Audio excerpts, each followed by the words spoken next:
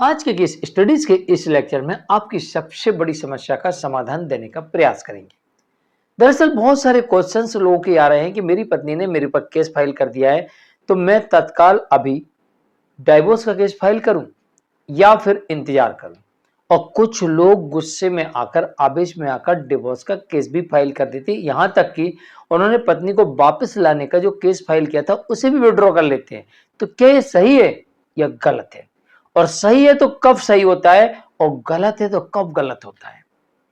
क्योंकि अगर हम कोई भी केस फाइल करते हैं, चाहे डिवोर्स का हो, चाहे कोई आपराधिक मामला हो, चाहे मेंटेनेंस लेने के लिए मैंने केस किया हो, चाहे बच्चों को लेने के लिए कस्टडी का केस किया हो, चाहे पत्नी को वापस बुलाने का केस किया हो, केस फाइल करते समय हमें इस बात का ध्यान रखना होता है कि हमें ये केस सिर्फ फाइल नहीं करना, इसका रिजल्ट भी हमारे फेवर में आना चाहिए, तब तो इसको फाइल करने का मतलब है, अन्यथा इसका कोई मतलब नहीं है।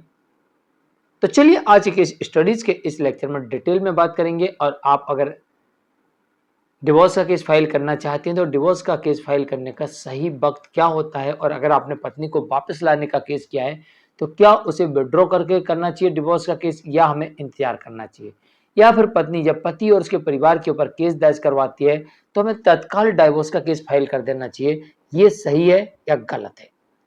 जय जिनेंद्र, मैं मुकेश जैन। अगर आप मुझसे बात करना चाहते हैं तो आप सीधे अपॉइंटमेंट लेकर फोन पर बात कर सकते हैं। अपॉइंटमेंट के लिए या इस तरह जजमेंट्स के पैकेज के लिए जिसमें आपको 150 से अधिक जजमेंट्स मिलेंगे, या अन्य किसी जानकारी के लिए दिए गए नंबर पर आप हमें एक छोटा सा मैसेज लिखिए, इसके बाद हम आपसे संपर्क करेंगे। वीडियो को लाइक और शेयर कर दीजिए। चलिए शुरुआत करते हैं। दरअसल सबसे पहले आपको कंप्लेंट की कॉपी लेना है। जब पत्नी आपके विरुद्ध एक शिकायत दर्ज करवाती है तो एक लिखित कंप्लेंट देती है, तो उसकी कॉपी ले लीजिए, वो भी आरटीआई के माध्यम से। ऐसी नहीं कि आप गए और पुलिस ने आपको दे दी ना। जैसे ही आपको पता लगे कि आपकी पत्नी ने आपके विरुद्ध कंप्लेंट की है, तत्काल आरटीआई लगा दीजिए और वहां से एक कॉपी ले लीजिए। इसके बड़े फायदे हैं, आरटीआई से लेने के बड़े फायदे हैं, ये ध्यान रखिएगा। इसके बाद आपके विरुद्ध एक एफआईआर होगी, उसकी कॉपी ले लीजिए, वो तो ऑनलाइन होता है, कोई दिक्कत नहीं है, उसकी भी कॉपी ले लीजिए। अब दोनों कॉपी को संभाल के रखिए। अब इसमें देखिए पत्नी के द्वारा लगाए गए जो आरोप है उनकी वास्तविकता क्या है, उनकी सच्चाई क्या है, और आरोपों की गंभीरता क्या है। ये दो चीजें ध्यान में रखना है। जो आरोप लगाए हैं उनकी वास्तविकता क्या है, सच्चाई क्या है, ये भी आपको जानना। और जो आपके विरुद्ध आरोप लगाए उनकी गंभीरता क्या है। मान लीजिए मैं आपको डायरेक्टली चोर कह दूं और आप एक इज्जतदार रेपुटेड व्यक्ति हैं, इससे क्या होगा? डायरेक्ट चोर चोर चोर चोर, इससे क्या होगा? अगर आप चुप रहेंगे तो लोग कहेंगे यार भाई आदमी ऐसा लगता तो नहीं है, लेकिन हो सकता है कि चोर हो, की हो चोरी। और अगर आप चुप रहे तो मैंने कहा कल और कोई कहेगा, इसलिए आपको एक्शन मोड में आना पड़ता है। इसलिए मैंने कहा कि आरोप किस तरीके के लगाए गए। भाई एक बार मैंने कहा कि चोर, और फिर कह दी भाई साहब गलती हो गई, मैं कुछ मिसिंग थी, कंफ्यूजन हुआ, इसकी वजह से मैंने आपको चोर बोल दिया, वहां तक ठीक है। लेकिन मैं अगर आपको बार बार चोर कहता हूं, इससे आपकी रेपुटेशन खराब होती है। बस यही चीजें तो हमें देखना पड़ती हैं कि हमारे विरुद्ध जो आरोप लगाए गए हैं उनकी वास्तविकता क्या है।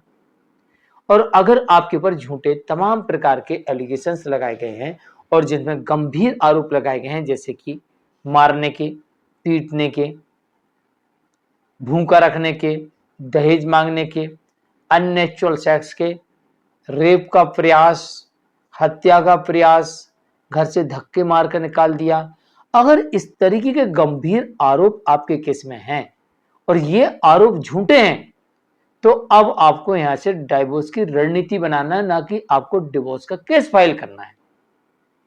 जो आपका पत्नी को वापस लाने के लिए केस जो आपने फाइल किया था दाम्पत्य पुनर्स्थापन का सेक्शन 9 का, आपको उसमें डिक्री करानी है, उसे डिसाइड कराना है।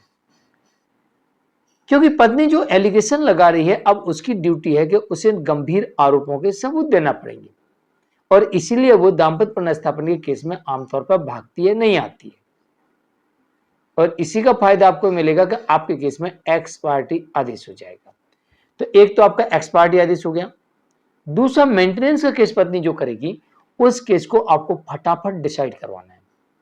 जितनी जल्दी हो सके उतनी जल्दी उस केस को डिसाइड करवाइए और पत्नी के द्वारा लगाए गए आरोपों के सबूत मांग लीजिए, क्योंकि पत्नी सभी जगह एक जैसे आरोप लगाएगी और आपको पता है कि सारे आरोप झूठे हैं, बेबुनियाद हैं और कोई सबूत पत्नी के पास नहीं है। तो पत्नी आरोप तो लगाएगी, लेकिन जैसे ही सबूत देने की बारी आएगी वैसे ही उस केस को डिले करेगी और आपको डिले नहीं करना, बार बार न्यायालय में आवेदन लगा के सुपरफास्ट चलाना और इस केस को जल्दी डिसाइड करवाना। तो जब आप वहां पर पत्नी को वापस लाने का केस फाइल करोगे तब वो अपने रिप्लाई में या मेंटेनेंस का जो केस फाइल करेगी उसमें बाकायदा वही आरोप लगाएगी जो उसने पुलिस की एफआईआर में लगाए, वही आरोप वो डोमेस्टिक वायलेंस में लगाएगी, वही आरोप मेंटेनेंस के केस में लगाएगी। ओके, लगाने दो। तो अब उसे साबित करना पड़ेगा और ये अगर साबित नहीं कर पाई तो इतनी बार इतने सारे आरोप जो लगाए हैं ये आपको मेंटल क्रूरल्टी करते हैं, इससे आपको मानसिक प्रताड़ना होती है और इसके आधार पर आपको डिवोर्स मिल जाएगा।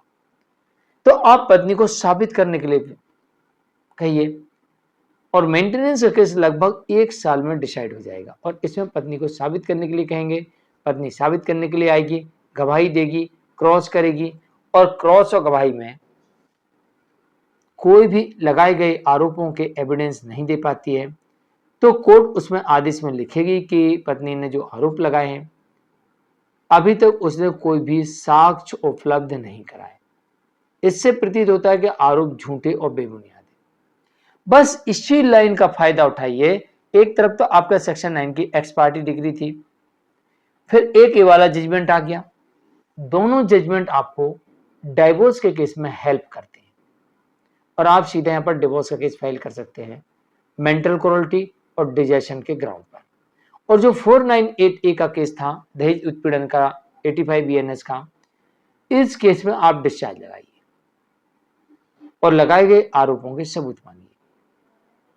जब मामला झूठा है तो 99% आपके फेवर में जजमेंट आएगा और पत्नी लगाए गए कोई भी आरोप को साबित नहीं कर पाएगी।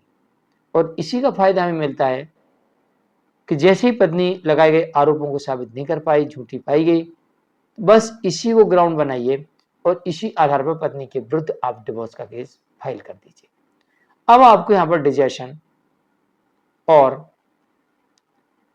क्रूरल्टी के आधार पर डाइवोर्स की डिग्री मिल जाएगी और वो भी बिना मेंटेनेंस और एलिमनी की भी मिल सकती है। तो मैं हूं मुकेश जैन। आज के लेक्चर में इतना ही। नमस्कार।